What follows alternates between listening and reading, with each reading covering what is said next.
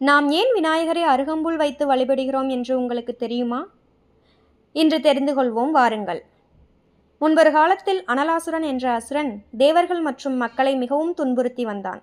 அவனை கட்டுப்படுத்த முடியாமல் போன தேவர்கள் விநாயகரிடம் உதவி கேட்டு வந்தனர். விநாயகர் பூதகணங்களுடன் சென்று அவனிடம் போரிட்டார். அனலாசுரன் பூதகணங்களையெல்லாம் எரித்து சாம்பலாக்கினான்.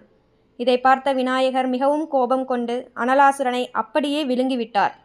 ஆனால் அசுரனின் தீச்சுவாலை விநாயகரின் வயிற்றுக்குள் மிகவும் எரிச்சலை ஏற்படுத்தியது.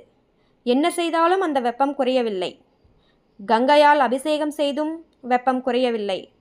பின்பு அகத்திய முனிவர் அருகம்புல்லை கொண்டு வந்து விநாயகருக்கு அளித்தார். அதை உண்டதும் தான் விநாயகரின் உடலின் வெப்பம் தணிந்தது. இதனால் மகிழ்ந்த விநாயகர் தன்னை அருகம்புல்லை கொண்டு வணங்குபவர்களுக்கு நான் கேட்ட வரங்கள் அனைத்தையும் தருவேன் என கூறினார் என்ற செய்தி உண்டு. நன்றி.